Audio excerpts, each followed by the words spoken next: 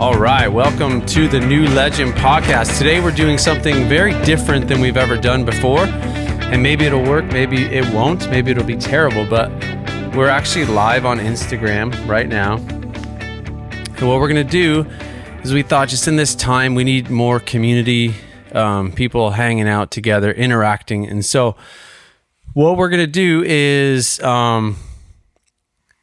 take questions, kind of not even questions, just even have conversations with people online on Instagram. We're going to see how it works, and we're just going to answer some questions. So without further ado, we're just going to get started. So thanks again for listening in. I know these are troubled times, but we will prevail. We're coming together, man. Best of it.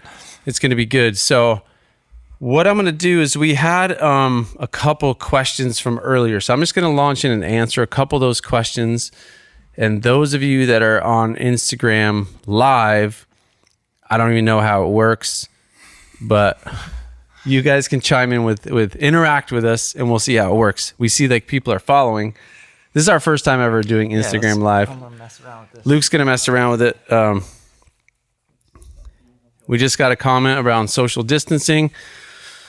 If you look, we are holding to the strictest standards of even the Germany, no groups less than 2. So Luke and I, and I'll get on that just a little bit, just to make you feel comfortable out there.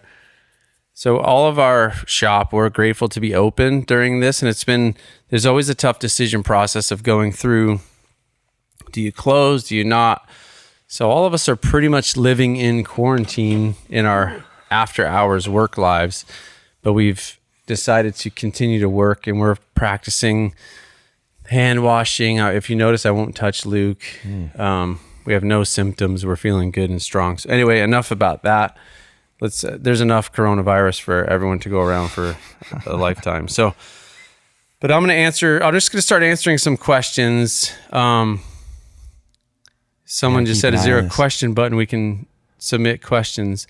If you go onto the story, I don't know, like there's a link for the story, or you can just put it right in your comments and then we'll try to catch them. Luke's going to try to pay attention. In the meantime, one of our questions is from Preach Swanson. So what's your top tips for keeping a stock V8 solid? What are some garage upgrades to that? So as you know, most of our New Legend rigs are all modern powered, but most of our personal rigs are retro powered, meaning stock IH or Jeep kind of stuff, old Chevy stuff, carbureted stuff. So specifically on the question of IH, and there's people that can speak to this better than I can, but the number one tip for keeping an original powered truck solid is maintenance. I would say change the oil regularly. Keep up on your tune-up. Simple things such as oil leaks, keep up on that kind of stuff.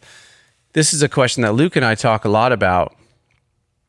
What about 4-barrel intake, DUI, headers, all those kind of goodies, aftermarket fuel injection? And Luke, what do you think? I think we differ on that because you like you like all the little trick bits and pieces.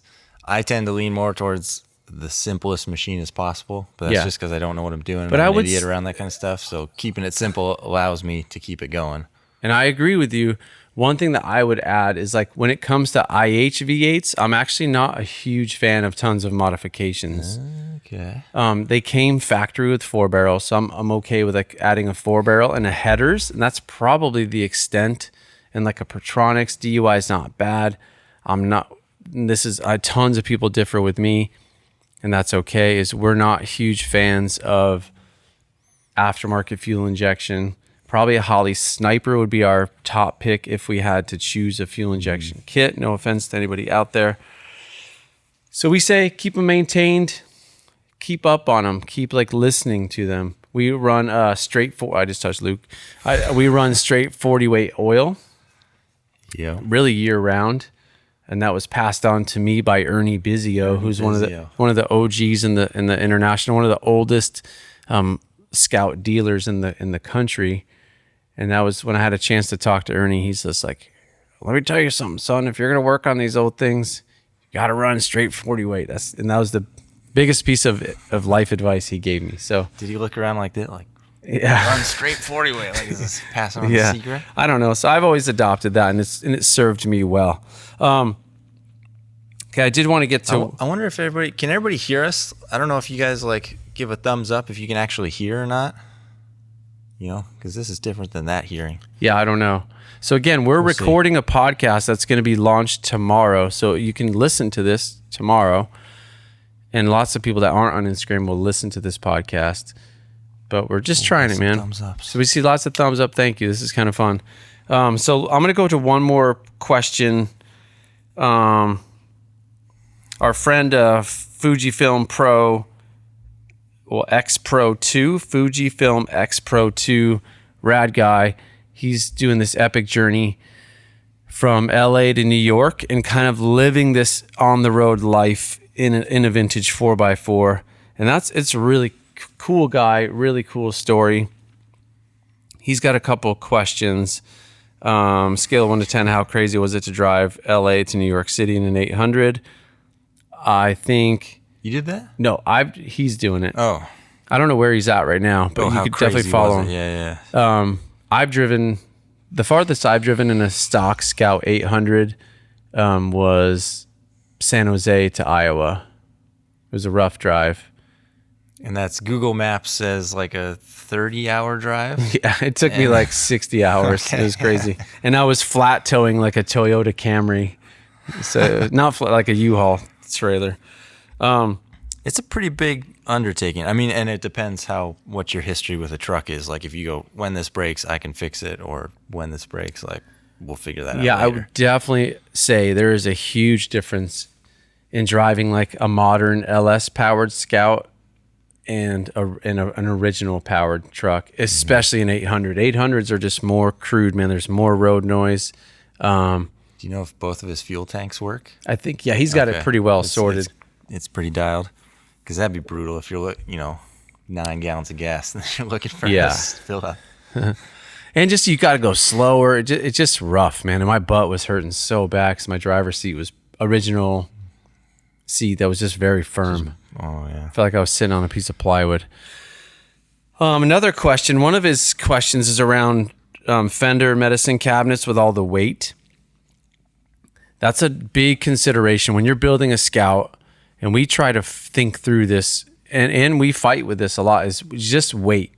This is something that Scott Brady from Overland Journal talks a lot about. Most people overload their vehicles, and we definitely notice a big difference in performance when you're a lighter rig. And we're just talking bumpers, roll cage, consoles, like just and roof rack.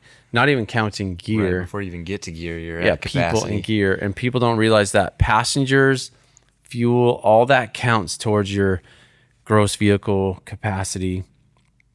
And the Scouts probably have like a little over 1,000-pound capacity. So if you have 4 adults or 2 adults and a dog and a rooftop tent and bumpers, so you can compensate with some things with like springs and shocks and different upgrades. But so that is, be careful on your weight. And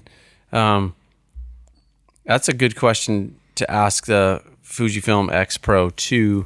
Reach out to him. So he's wondering what to do on the rear suspension? It's just like, I'm sure he's living it. Yeah, and he's asking stock Scout 800s, one of the biggest limitations are the leaf springs. They're 1.75 inches wide. They are short, and they don't have a lot of load carrying capacity or comfortable spring rate. So it's hundreds and hundreds of Scout 800 owners and 80 owners over the years have tried to figure out ways to swap different leaf springs. As a matter of fact, I'm doing a leaf spring swap on my Shenandoah right now, my 1970 Scout 800. And you chose some Chevy springs? I chose 2.5 inch wide Chevy 56-inch leafs for a number of reasons. But age-old question on the new Legend brand, that's why we solved that with a modern chassis that has coil springs, and they drive amazing. So just be careful with the weight. It's hard when you're living out of your rig for 3 to 6 months. It's hard to manage the weight. Got a lot of stuff, that's for sure. Okay. Well, why don't you look, another person, C_R Roy 3 asks, are you guys hiring? Man, that's a tough one too. We hire a lot of people. I think we have about 20 employees. I should know that, but we definitely have, I don't know. Some, like my family works here and sometimes they get paid, sometimes they don't.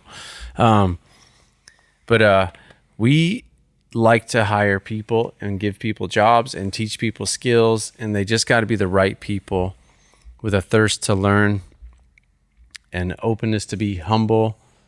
Because one thing you discover when you start working around a lot of talented people is how much room there is to grow and how much everybody knows something you don't know. That's right.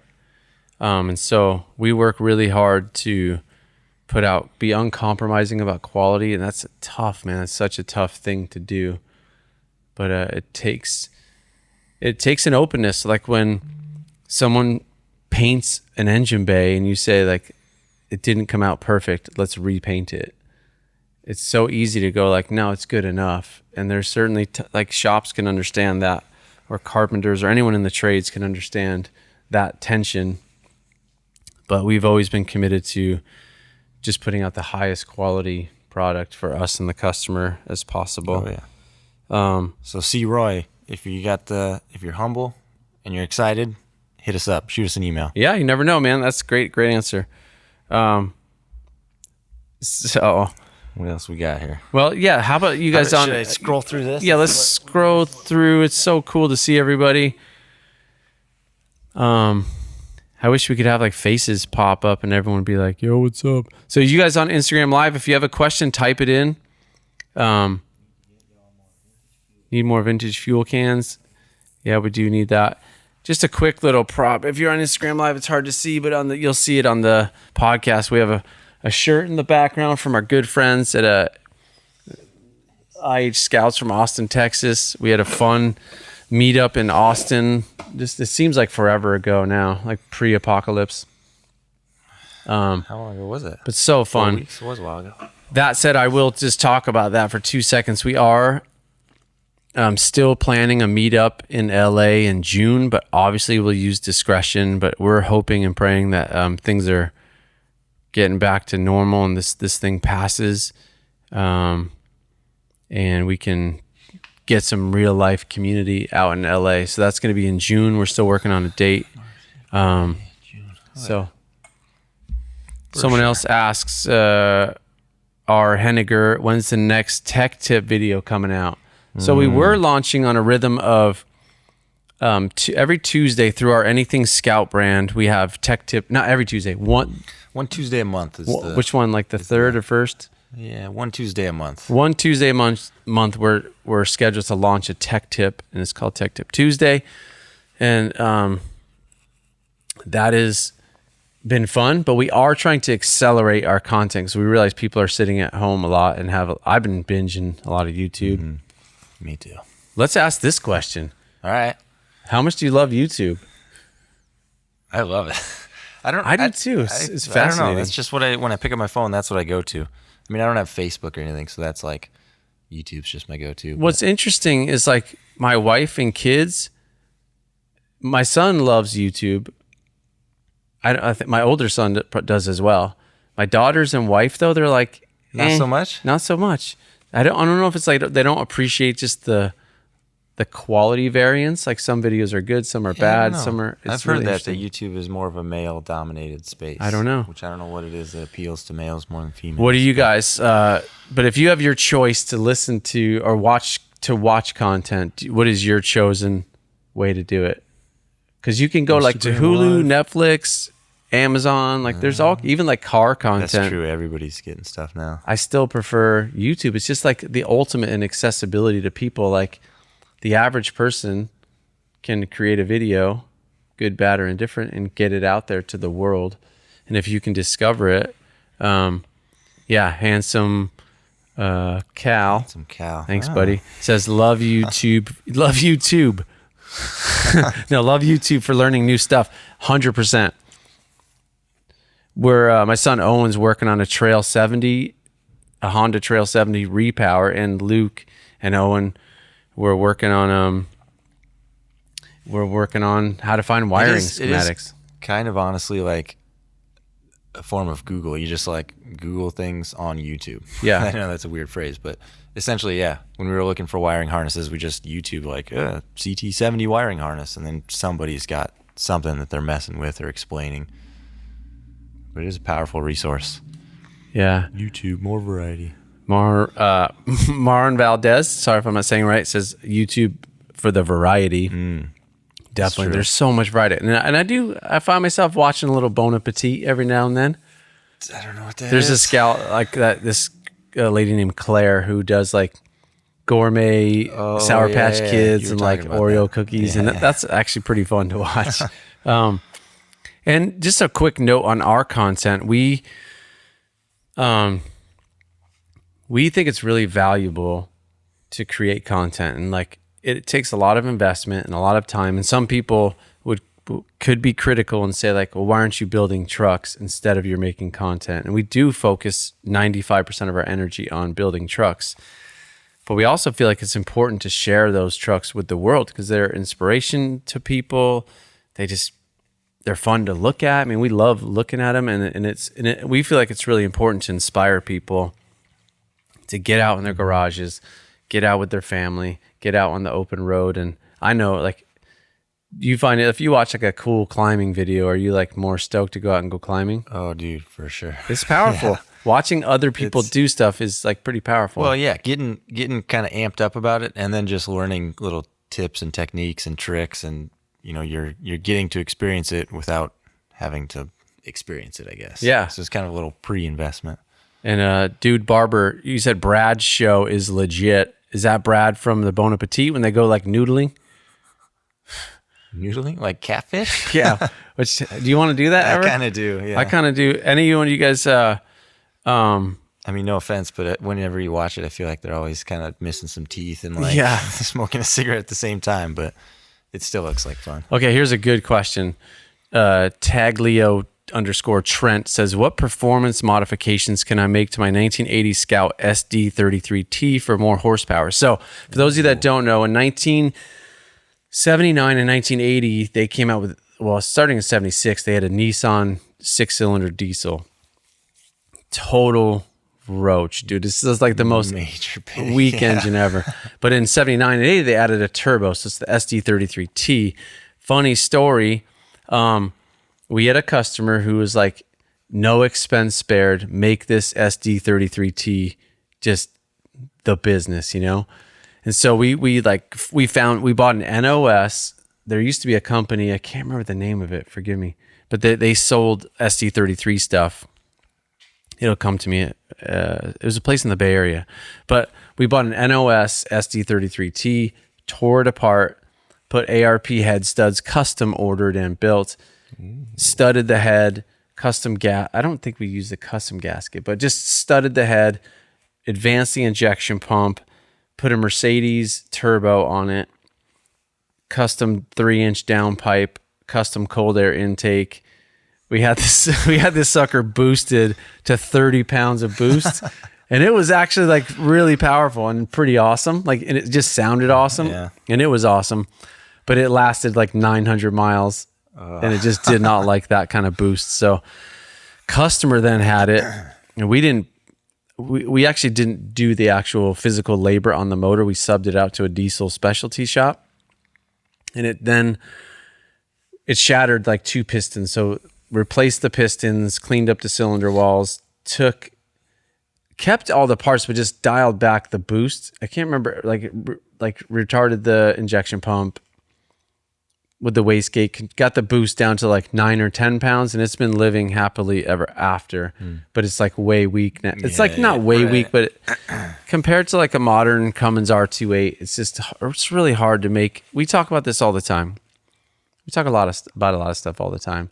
But making things what they were never meant to be is like a thing to consider. Like that engine was an industrial engine. That puts out 90 horsepower non-turbo. I think the turbo is 110 horsepower. I mean, was that just kind of more of a workhorse and fuel economy type of thing? Yeah, they get like they get really good fuel economy, and they're fun. They're fun if you're not in a rush. But the problem is in our modern mindset, I've driven like SD33T, really nice condition original trucks. And what I find myself doing is you're always full throttle, always boosting the mess out of it to get it to go. Because we're used to driving things that are quicker. I've driven one, and in traffic, it was full throttle just to then you're keep just up and not have people. Yeah, if you're like not in any hurry. So anyway, but same with your 345, we've tried and failed. Like, don't try to make a 500 horsepower 392 IH motor. It's just you're going to waste a lot of money, and it's not going to be good. Sure, you can get like 300 horsepower out of a 345, but they're just not meant to be a performance high revving engine. They have great low end torque, and that's where another guy. Let me see. What are your experiences? What kind of experiences have you had with the GM 4.8s compared to other LS or Vortec engines to swap? So our baseline engine is a 4.8 liter. Like on our swaps, on our Anything Scout brand, in our swaps, we go to the 4.8 liter engine, roughly 300 horsepower, flat top pistons. It's actually a preferred base engine for a turbo upgrade because of the piston design, and it's got a little shorter stroke. Very similar to a 5.3. You can't tell them apart short of like just a little bit shorter stroke, and I'm pretty sure about that. If I'm wrong, you can correct me. But in our estimation, we've gotten good fuel economy, 17 worst case scenario up to 21, depending on how you drive and the conditions, headwinds, all that kind of stuff. But man, the problem with the 5.3 is they're more expensive. A lot of times people don't know that they're buying a 4.8 when they think they're buying a 5.3 because junkyards don't really tell. Basically all the same externally. Yeah, they're all the same. But let's compare. So I think a 4.8 is very similar to a 5.3. The only difference is everything's bumped up about 200 RPMs. So you can feel it because it just wants to rev. It revs a little more naturally. Hey, Intercontinental Cruiser, our good friends. What's up? Hey. They just got back from epic road trip. Intercontinental Cruiser. If you're not following them, follow them on Instagram. Our Canadian friends. They actually just got back from a pretty cool road trip down, well, pre-Corona, down to like South Padre Island, San Padre or South Padre in Texas. Along the coast, did some cool stuff. So check them out. Let us know. But where was that? I say a 4.8, 5.3. Everything's very similar, just bumped up a You're couple saying hundred. The 4.8 is bumped up a couple hundred? Yeah. Just to kind It's of got make like up some of that difference? 20 less horsepower, 25, 30 foot-pounds of torque less. But everything apples to apples is just bumped up a couple hundred RPMs. A shorter stroke, it revs higher. Mm-hmm. Now, so let's talk about a 4.8 or 5.3 versus 6.0. That's a better question. It's not that it's a bad question, but it's a more relevant question to me. Bigger difference. 6.0s, and this is interesting. So baseline 6.0 has roughly 360 horsepower, 400 something foot-pounds of torque. 360, really? Yeah, that's kind of a base like L96 6.0. Okay. And in our opinion, they do have more torque, a noticeable difference in the torque department. But they all and like you can feel it, but not a lot in my opinion, because the 4.8 just revs, dude. So you just rev the mess out of it. Yeah. But the big difference is in the fuel economy. Like I think the best fuel economy we've ever gotten with a 6.0 is like 15 or 16. Yeah, they're a little bit. It's just hard. But you could, yeah. What's up, Webb? Jason Webb also says, "How do you find such handsome customers?" I don't know. It just comes naturally. How about a Hellcat? Okay, let's dive into this with your build. And we did miss one up there. Here's another one for you. Is it worth it to track down a square headlight grill for my Scout, or should I convert to a round headlight grill? What do you say? As far as just the 1980s? Don't ask Luke about the 1980 grills. Dude, I hate 1980 grills. Why? I don't hate them. What's I dislike them with a lot fiery of people don't passion. know. They're square. Yeah. Just in 1980 only, they went to the square headlights. I don't know, something about circular headlights is just like iconic of vintage vehicles to me. Yeah. I have a little soft spot because I've had a couple 1980s that I dug. And I can't tell if I just can't separate that I like the truck versus liking the You got square this plastic nostalgia grill. and- yeah. They are hard to find. They're not being SJC 1081 round headlights for the win. Yeah, obviously most people dig the round headlights, but there's a place for the square ones. My recommendation is I don't know. If you like it, you like it. yeah. Don't let me tell you what to do. My recommendation is use what you prefer and find a stock original one, because there was like a span of like 10 years where they manufactured these aftermarket plastic grills For the square headlights? for the square headlights. Oh.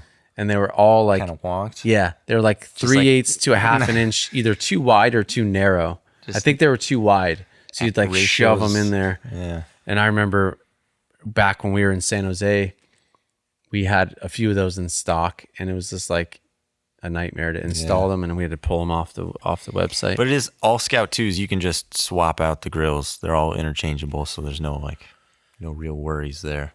Average time frame for one of our builds about 2 years. We try our best. 2-year wait It's time. such a hard thing. We had a customer just pick up his truck, and his was about that long, and loved the truck, worth the wait. But it's just it's really difficult.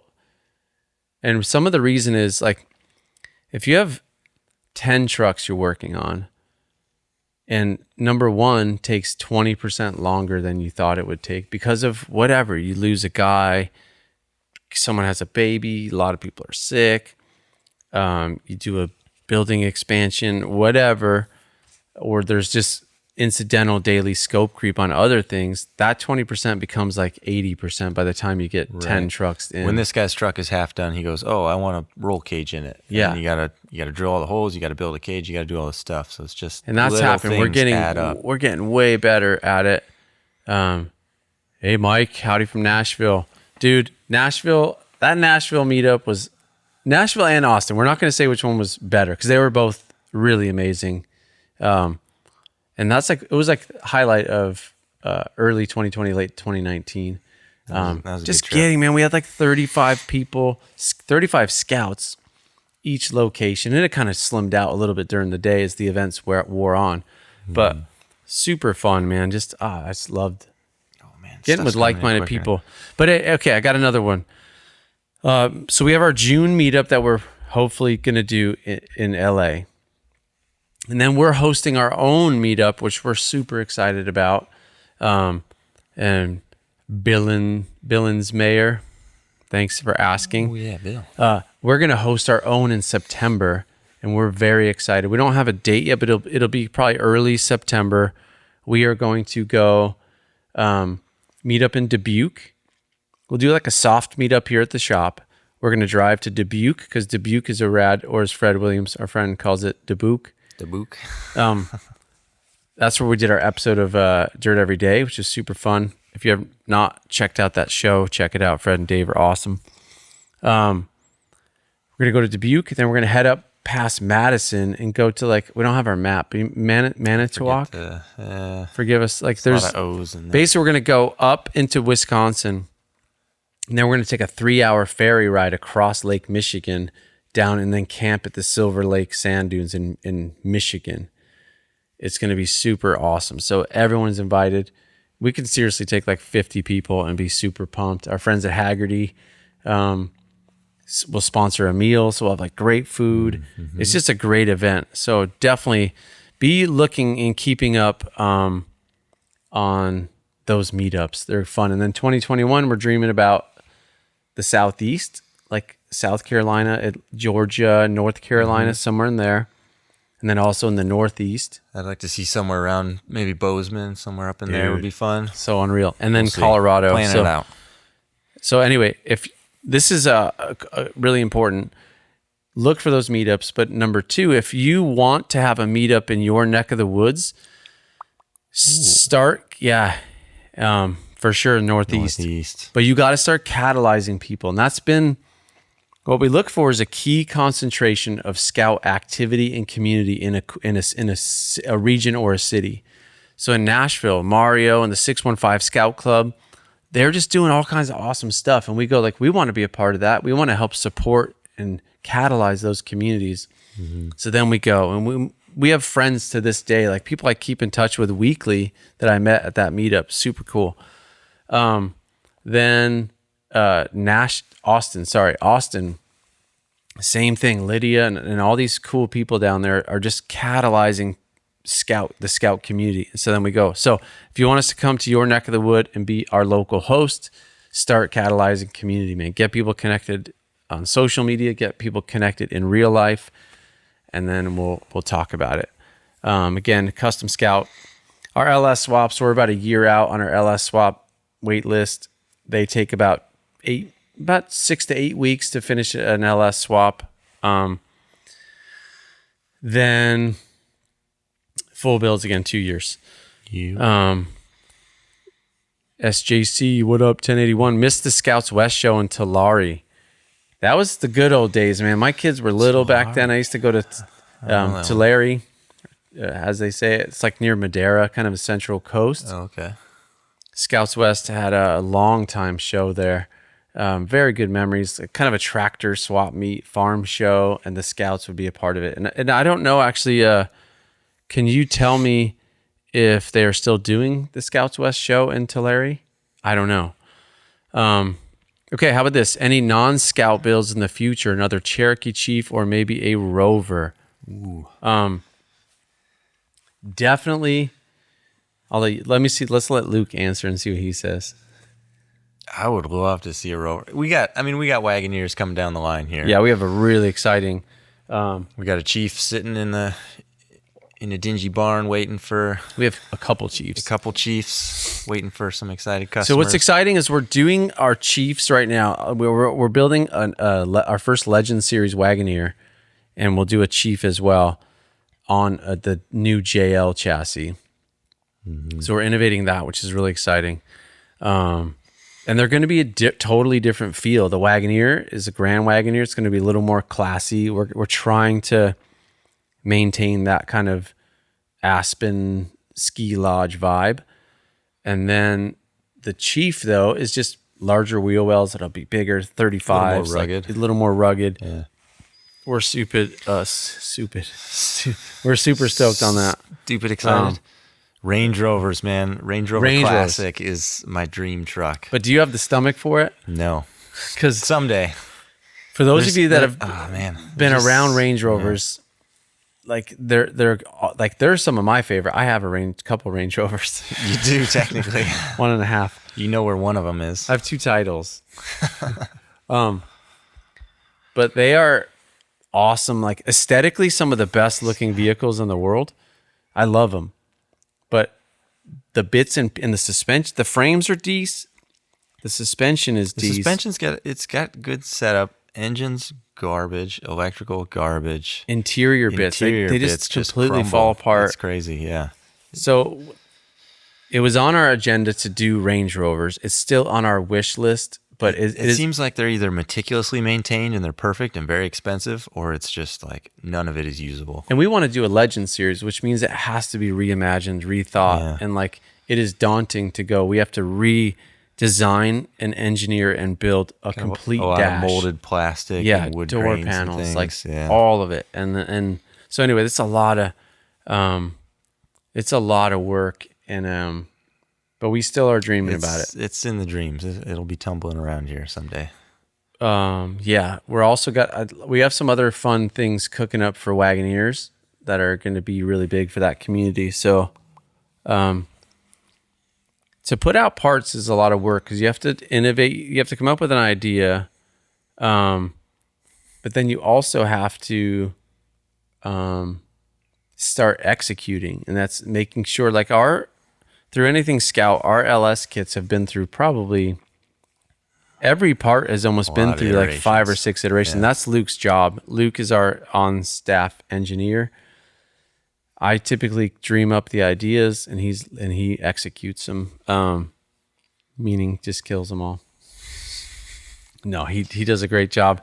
And then we're a good team like that because he's like kind of got his feet on the ground and knows like what it's going to take to actually execute on a proper aftermarket frame swap, like a JK frame swap. You cannot just go buy a junk JK, cut some bits off it. It's Just like you got to think slap it a through. truck on there. And Luke has an engineering degree from Iowa State, so like you've been trained, and you have a lot of experience, and more every week as we design new parts.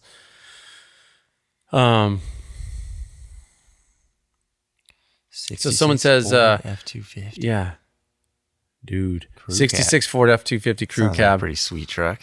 My friend Tom has a old Dodge crew cab that were also like, I love those. Those vintage trucks are just so amazing. And hello, Annie, Warden Annie again. Hey guys, miss you guys. Those crew cabs are amazing. Would we do one? Probably not, to be honest. Not for a long time. You could probably convince Sean to do it, and then he would talk to me, and I would try my hardest to convince him not to do it. Yeah. Our most ambitious build that we're doing right now that I'm really pumped about is a 1967 Travelall that we're swapping onto. It's like a patina build. So we're swapping it onto a 2019 Dodge Ram 6.4 Hemi 4x4 chassis. So that's going to be really exciting, but it's a lot of work to do it correctly, to do it right, to make it feel and look correct. Some of you guys that have been around the Scout world for a long time, we've all seen nightmare pictures of like a Scout body on an S10 chassis with like a 6-inch body lift. Right. And that's just not acceptable. I mean, obviously from a professional company, but yeah, everyone deserves a good product. So someone says, I just completed the body, fuel injection, and gauge conversion and new wiring harness. What types of projects should I look into next on my Scout 2? Great question. I would say continue to keep it simple, do it right. I would say suspension, steering, brakes, like just those kind of classic bits. What would you say? I'd do whatever possible to just make it drivable and usable. From there, it depends how you're going to use it. But yeah, just keeping it reliable and simple is kind of my go-to. I know a lot of guys make it trick and fancy. But. And I didn't see who asked that question, but if you could chime back in, could you tell me how you like your fuel injection? Yeah, Ray Inba. What's up, buddy? I've seen several Scouts on an S10 frame. It's terrible. Yeah, they're never good. And we see Scouts when you on can see like between the frame and the body, like the top side of it. It's okay, opinions on swapping a 2.7 liter turbo Chevy or 2.3 EcoBoost into a Scout 80. Those are like the 4 cylinders, right? Jar Mall 47. Great question, man. I dig that idea a lot. Like the EcoBoost, I would definitely be more prone toward the EcoBoost. Is that the 4-cylinder? What are we talking about? Yeah, there's a 4-cylinder EcoBoost. Yeah. Great engine, number one. Number two, I think a great engine choice for that Scout 80. We like the Cummins R28s in those Scout 80s. Keeping it Ray in Virginia. Sorry, buddy. That makes sense now. But yes, a Scout 80 is probably maybe the limitation. I don't know the torque numbers on those, but I know their horsepower. They're in like the 250 range. Yeah, so they got they're power, awesome. but it's And let's just mention definitely obviously a transmission, and you're going to have to swap the rear axle. The front axle can survive if in limited four-wheel drive applications with, a 31-inch tire. So lately, this is interesting for all of those of you that have Scout 800s or Scout 80s. The way people are using Scouts nowadays, mostly on-road, some light off-road, we're actually tending to leave... that's a good question, SJC 1081. We are tending to leave the stock Dana 30s and or 27s, or swapping a Dana 30, stock Dana 30 for a 27. The steering ratio is better. when you put a Scout 2 front Dana 44 into a Scout 8800, you lose turning radius. There's a number of challenges, and I don't know if it's worth it for how most people drive it. So, but you definitely have to upgrade the rear axle. Is the R28 powerful enough for a Scout 2? Definitely yes. The R28 is definitely powerful enough for a Scout 2. How I love the R28 is with a manual transmission. What do you think? You've driven both?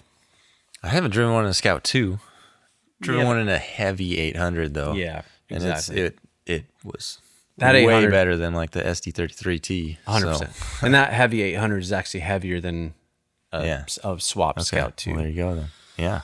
So yeah, we're big fans of the R28. We love it. We're doing a few swaps right now, so we'll have more data. Like we're excited to pair it with that new TR 4050. It's like a Granny Gear modern 5-speed transmission. Super stoked on it. Be checking that out. We'll do videos and we'll because we're super excited to learn about it. What about the 6PT? What's your take on 6PT, that? definitely no in a Scout 2. Yeah. Sorry, buddy. It's a big boy. It's just too big. I don't like cutting the firewall. I don't think it's the right engine for that vehicle. It's like 1,000 pounds dry. That's a lot of weight to sling over a of weight. stock Dana 44 with 5 lugs and small spindles. It doesn't get much better with an MV4500. I don't even really like a 4BT in a Scout because we've seen a few of them. I talked to one guy who had that setup, and he had these earmuffs sitting over his rear view mirror. That's He's like, awesome. whenever I drive it, I just got to put those on. It's too dang noisy and like shakes, and it's just Yeah. a pretty industrial engine. But Spend the money and get the R28. Yeah, right. We just answered the 4BT. Yeah. I'm not a big fan. it's, I mean, They're I great don't know what engines. you can get a 4BT for these days compared to an R28. I think it is. R28's nice. One of our friends, Dan from Binder Boneyard, he's doing like, I think a Mercedes. Oh, like the OM. It's like a 5-cylinder. 265 or something. I forget what. I definitely think that's a better idea personally than a 4BT or a 6BT. So if you want to do something less expensive, a little more unique, I would do that Mercedes Yeah. diesel. I don't know if those are dogs or not either. Yeah, I don't know. Dan should chime in. Is it a dog? I don't know. Yeah. They're like the 300. Should I keep my IH 266 or swap it? Where did I miss that It's one? just Oh. it's like just barely at the top. I would say if it Fading runs out. good, let's. Can you pay attention to that next question? Cool. On the 266, I've had them. I dig them because they're original. They came out in like 66, ran until like 68, maybe, until they were replaced with a 304. 304 is a better engine. 266 have unique heads, valves. Like you can't. They're very unique engine. Pistons. So just getting replacement stuff is Impossible. dwindling. You're going to pay tons of money for. So I would say if it's in your truck and it's running, I would keep it. As soon as you have to like rebuild it, I would not rebuild it. I would get a 304. Don't worry about numbers matching. I personally don't think that that's something to worry about. Okay, starting with stock springs under a Scout 2, what's your solution for the rise of the front end when swapping in a 345 for an LS? My front end is 1 5/8 higher than my rear. I would probably start, because you do lose some weight. You're going to lose like probably 250 to 300 pounds, depending on the application, swapping an LS, which is awesome. But I would say I would start probably with a shackle in the rear, like go to like no more than a 5-inch HD shackle. and that's going to give you an inch of lift over gonna give you- stock shackles. Yeah, that's going to boost it an inch. I would live with it at that point. The next step would be, number one, make sure you have a stock shackle in the front, because you might have a boosted shackle in the front and not realize it. But make sure it should be 3 3/4 eye to eye, spring eye to shackle hanger eye, and then the next step would be remove a leaf from the front. But I don't think I would do that on a stock. I'd boost the back. I would do a shackle first. If you're not happy with that, then I would do an add a leaf in the rear. And that's going to boost you right back up. Can you push an R28 to 500 plus foot-pounds of torque? Ooh. I'm pretty good friends with Steve Sanders from Cummins. one of the best human beings on the planet. Great guy, handsome, funny, very knowledgeable. So Steve is great. Say hi to Steve Sanders if you're ever out there and go to a Cummins event or whatever. Did he ever give you some kind of? Yeah, so I've pushed him on this question a lot. I think they're like 370 foot-pounds from with the Cummins tune from the factory with a warranty. If you boost it to 500 with custom tuning, you are going to void the warranty, so I wouldn't do it. I don't think it needs it. I think at 500, I think you're going to start to see failure because you're going to have to run such high boost, bigger turbo. I don't think it's worth it. So I would say, So you could run it probably, but just not reliably. I think it's different capable. than power and reliable power. That's right. And I think my dream for the R28 has always been like a 2.4 tune, like 200 horsepower, 400 foot-pounds of torque. The Cummins people are really good people, and they're really kind of like optimistically cautious because they stand behind their product. So that 260, 360, wherever it's at right now is, I think, a really nice balance of power and reliability, and you can push it to its limit all day long. It reminds me of an E30 M3. Like it's a well-balanced car that you can push to its limit, and the suspension can handle what the power of the engine is. Contrast to some of the later M3s, like they're overpowered. Like you start having wheel spin and just like they don't handle. I mean, they probably handle better, but they're not as balanced. Well, this guy back on the Hellcat. I messed up earlier on that. We started talking and I distracted him. And Webb for the Hellcat. I think Hellcat's a great engine. What is it? 707 horsepower. We've done Something like that. Our Cherokee we built had a LSA, which is like 558 horsepower, 500 something foot-pounds of torque. Amazing engine. One of my favorite engines ever made. The instant delivery of power and just visceral, but they're so smooth and docile. Like Luke and Tyler drove that Cherokee from Ames, essentially from Vegas to Ames and halfway Colorado to Vegas. Yeah. Got like 14 something miles per gallon, did 80 miles an hour. And it can drive real docile, like you said, just kind of everyday driving is fine. And then when you get on it, man, it's fun. Yeah, super fun. Another guy says, what part of your builds are the most trying and most rewarding? What do you think? Oh, man. And I would say just as an overarching scope, the thing that seems to be the most trying is kind of sheet metal and bodywork. And yeah. Because so many of these trucks were farm vehicles, and so they've been beat up. They're all kind of out of whack a lot of times. Nobody's really stamping a lot of this stuff, so it's a lot of custom work. So it really depends on the skill of the person. And it's a skill set. Yeah, that's right. It's really difficult to find good anything. Our mechanics are talented, but paint and body guys that have a desire to weld, and it's kind of hard work.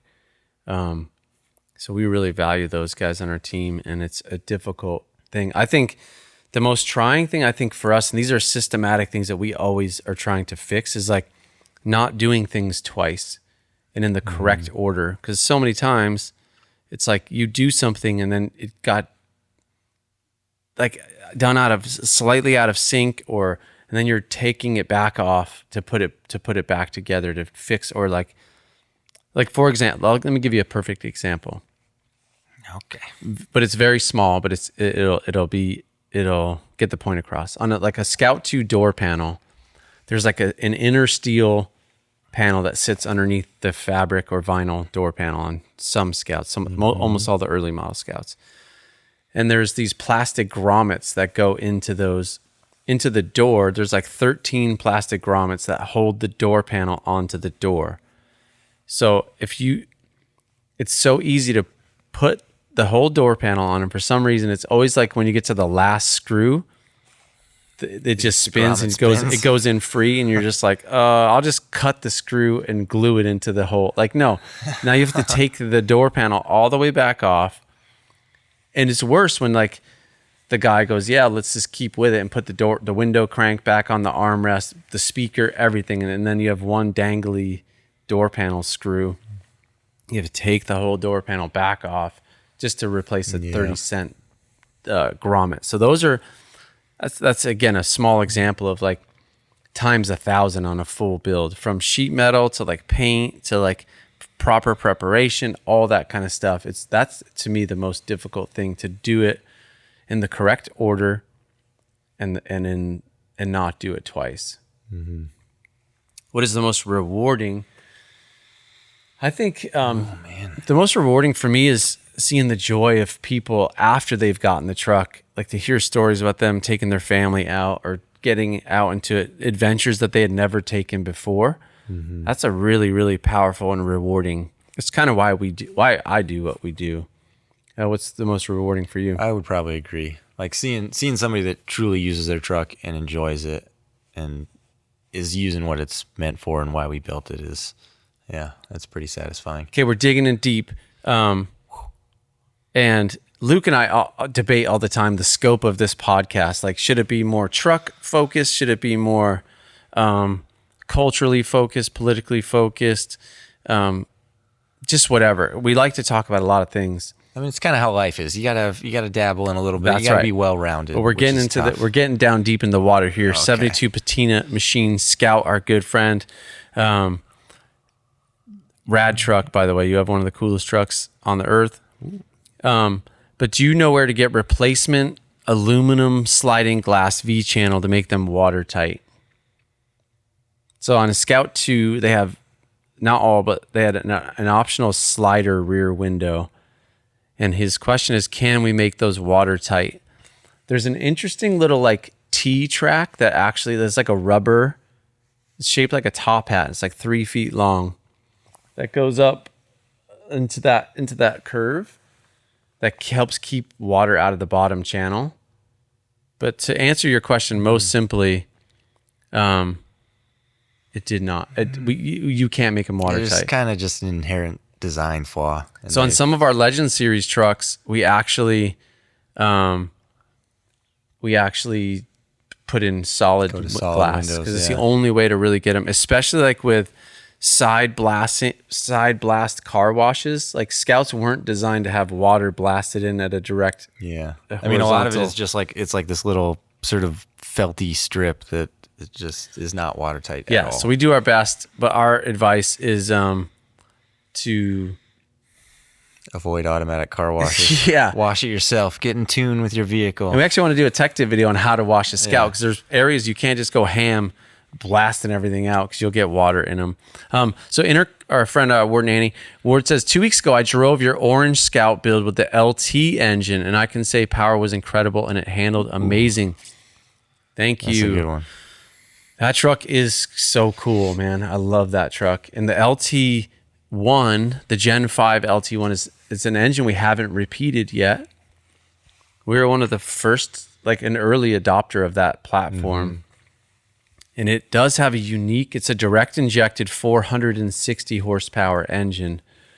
And the way it delivers the power and torque is very unique for a naturally aspirated engine. So I'm a fan of the Gen 5 engines. We haven't like fully rolled them into our production line yet because the Gen 4 technology is so proven. It's coming soon though, because we're kind of rolling out Gen 3 stuff. Like that's falling off rolling the backside. Meaning like we're not doing it anymore. Right. Gen 3's falling off, and so 5's coming in. And Gen 3 is up until 2007. 07 was like the last year for Gen 3 stuff, and it's a 24X Reluctor-Ring. It's like a different computer. And those engines are just like finding one with under 200,000 miles. It's getting tougher and tougher. So we don't really do Gen 3 stuff. Gen 4 stuff is still sticking around for a while. That ran up to like 2016. We have a source that our engines are from a more commercial source. So they ran the Gen 4s deeper into the 2017, 2018 model year. But you're right, L86s, LT1s, L83s, all the Gen 5 stuff. With what's exciting about the Gen 5 stuff is the 8L90, 8-speed automatic, the 10L90, the 10-speed automatic. That's going to be some fun. I can't wait to do a 10-speed swap. Oh man. Boop, boop, boop, boop, boop. 10 gears, man. You got it. Constantly shifting. We'll probably do an 8-speed first. I know I've seen a couple times somebody's asking about VIN stickers, getting Yeah. new VIN stickers. I don't know what to tell you. I don't either. I mean, you got to preserve that. It's interesting. Local laws are different per state. That is one thing I've learned. For example, in California, the frame is the vehicle. So if you do a body swap, you're easier off than if you do a frame swap, which is weird to me because to me the body is more the vehicle. And what's the difference? And what's the difference? I know in Iowa it's more on the body, less on the frame. Yeah. But the stickers, trying to keep those original and nice. There's people selling the actual VIN plates, and then you can kind of re-stamp them yourself. If it gets damaged. If it gets damaged or painted or legally, so we making have them to, factory original. Yeah, and legally we have to say don't tamper with that stuff. If it's missing, because sometimes when people paint, a Scout 2 has two VIN three. There's one on the frame, like I think it's on the driver's side or passenger side, front frame rail, kind of near the shock mount. Driver's side. But those are often very hard to find because they're just rusted out or just gone. I've only seen a couple. It's tough to find to the naked eye. Yeah. Supposedly, like CHP in California has a solution, this acid solution that they spray on and wire brush on that like reveals it. I don't know. The VIN plates, there's two. There's one that's riveted on metal tag, and then there's a sticker.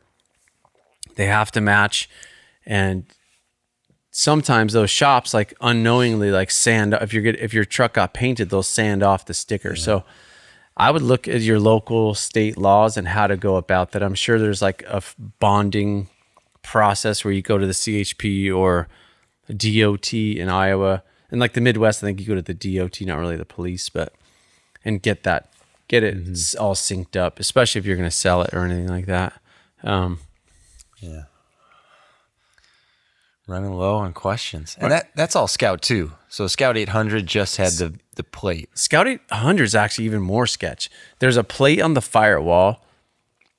And you guys forgive me, Scout 80s are even a little different, but like the later model 69 to 71s had a sticker on the driver door. But the doors like come off so easy. Yeah. So that's kind of sketch. Was it just a sticker on the door? I thought sometimes the VIN plate was. Oh yeah, there. I think you're right. I think on some of those, I think like you're right. And not on the firewall. Yeah, they kind of mixed it up. It seemed like there wasn't anything consistent. Yeah, I agree. I think, but anyway. Okay, man. This says we only have 2 minutes remaining.